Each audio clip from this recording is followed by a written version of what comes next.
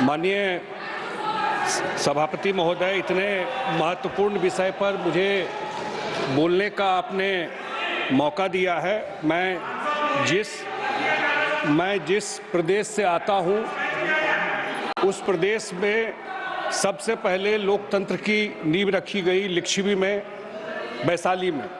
मैं जिस प्रदेश से आता हूं, उस प्रदेश में जब इमरजेंसी, सुनी वैष्णव साहब, सुनी जी, थोड़ा मेरा टाइम बढ़ा दीजिएगा अपने कोटे से, 3 ही मिनट मिला है, थोड़ा बढ़वा दीजिएगा। तो मैं जिस प्रदेश से आता हूं, इस हाउस जब कंस्टिट्यूएंट असेंबली बनी, कंस्टिट्यूट किया गया, तो राजेंद्र बाबू को उसको अध्यक्षता करने के लिए दिया गया। बहुत सारे लोग वहां से, अनुग्रह नारायण सिंह, श्री कृष्ण बाबू, हमारे दरभंगा के महाराज रहे कामेश्वर सिंह जी, सारे उसके मेंबर थे।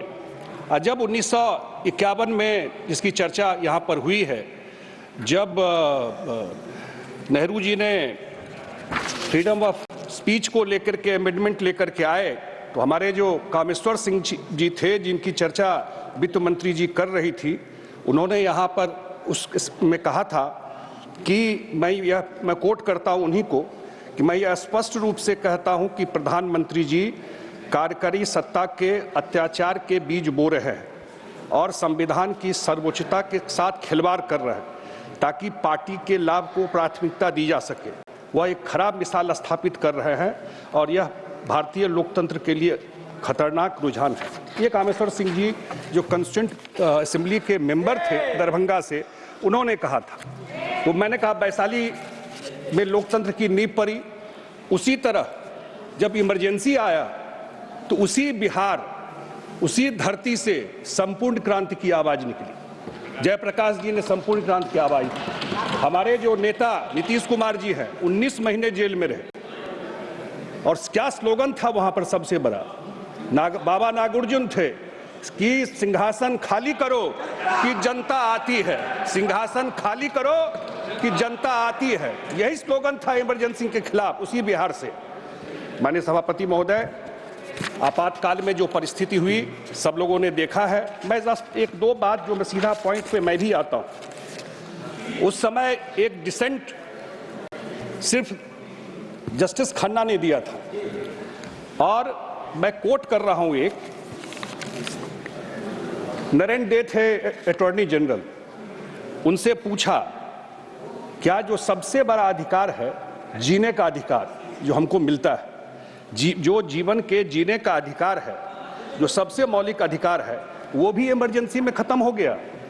तो अटॉर्नी जनरल ने कहा कि हाँ, सरकार को संविधान ऐसा करने से नहीं रोक सकती है। और जस्टिस खन्ना ने उस समय कहा, और उनको जस्टिस खन्ना ने फिर उसके डिटेल में जो भी बातें आई उन्होंने, क्योंकि मेरा समय कम है, मैं कोट करूंगा तो, लेकिन एक बात, हम समय ले लेंगे, आप चिंता मत कीजिए, लय है। उसी के बाद आज चर्चा हुई, इतने दंगों का लिस्ट दिया गया। एक सबसे बड़ा दंगा हुआ भागलपुर दंगा 1989 में, कांग्रेस की सरकार थी वहां। 2 महीने तक दंगा चलता रहा, 1000 लोग मारे गए। और उस समय के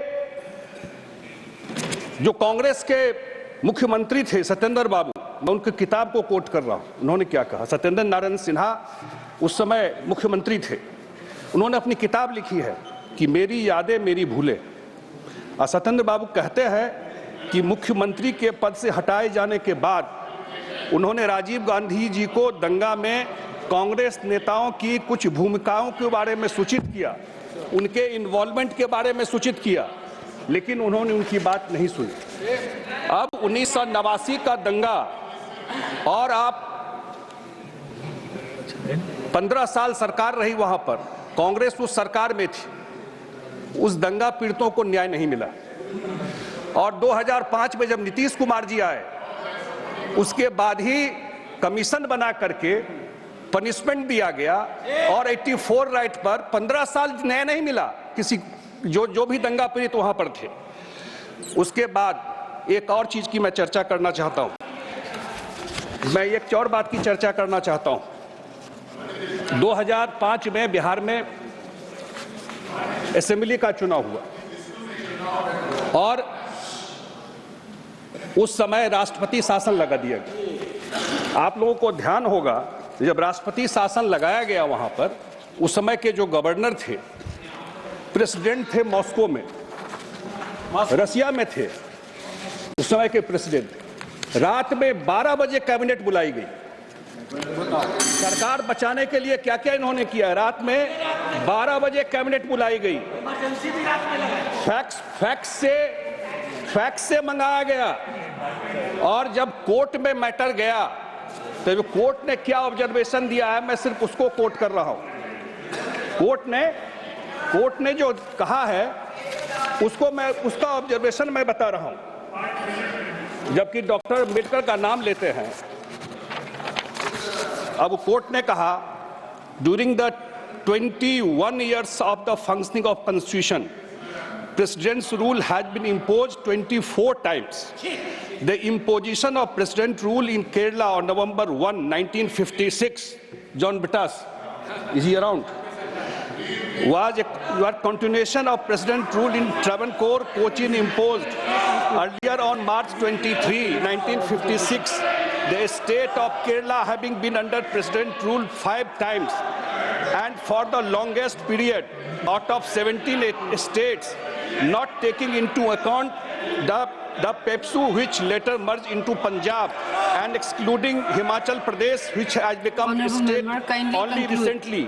11 have been spell of President rule. The kind of political instability in some of the states that we have witnessed, and kindly conclude.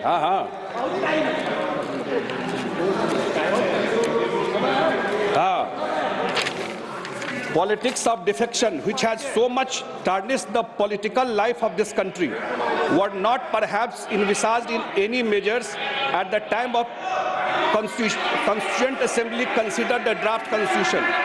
No governor would, it can be safely asserted, want the state to be brought under President rule except in circumstances which leave him with no alternative.